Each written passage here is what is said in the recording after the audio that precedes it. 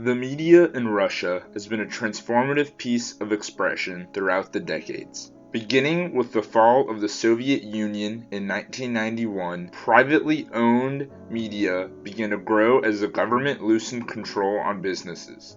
This new media was following Western standards of independence and objectivity. The transition from a centralized economy to market capitalism resulted in the media not adhering to formal rules or institutions that were set in place before the collapse. Questionable business practices allowed media businesses to gain increased profits. Boris Yeltsin, the first president of the new Russian Federation, fought vehemently for an independent press as he wanted to cut all ties from the old Soviet ways. Due to Russia starting from the ground up after the fall, Yeltsin's government was subjected to many political and economic attacks. As the year 2000 election cycle was drawing closer, it was clear that Vladimir Putin would end up the winner of the presidency. Putin's main goal when winning the election was to reassert the power of the state, as it had been before Yeltsin's presidency. Soon after Putin's victory, the Russian government began to take control of privately owned media in order to reclaim the media territory it had lost in the 90s.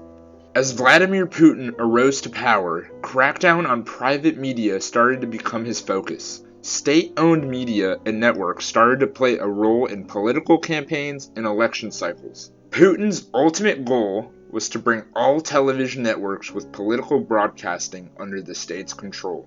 Since Yeltsin lacked the authority to dictate political power during his presidency, Putin decided to not have that same mistake be made during his term in office. Putin managed to hijack television coverage by controlling what was being put on TV.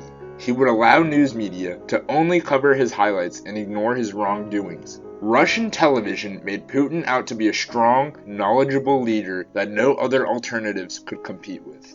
However, during the 2008 election cycle, Putin was not eligible to run again for a third term. As a result, he made a deal with Dmitry Medvedev, the prime minister at the time, to switch positions for the next 4 years. Therefore, Putin became prime minister while Medvedev became the new Russian president. This age in Russia was called the tandem rule, where Putin and Medvedev seemed to control Russia together, although they had different positions in office. Throughout these years, Putin maintained political news coverage over the election and had advertisers committed to government-controlled TV.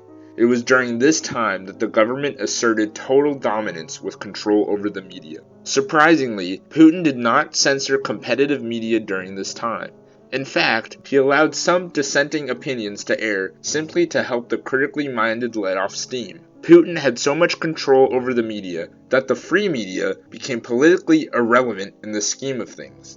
In this day and age, Putin started to cleanse the public realm of civic autonomy and let the government-controlled media enforce loyalty in society. Since Putin's return to the presidency in 2012, Russia has chosen a path of counter-modernization and an anti-Western mindset. Slowly, the Kremlin, the Russian government, continues to push for a zero-tolerance policy in regards to political and civic activism. Government media has eroded into governmental propaganda that the masses have no choice but to watch. In its current state, non-governmental media is becoming overridden and faces constant pressure from the Kremlin. The Russian Federation is turning to a path of isolationism, which could ultimately lead to a reversion back into the Soviet era. What makes this reality even more alarming is that statistics show that over 90% of Russians most often rely on national TV as their source of news, and a solid majority trust them. Putin's regime is one to highly focus on due to the steady creep of a dictatorial regime that once started with the crackdown of private businesses and media.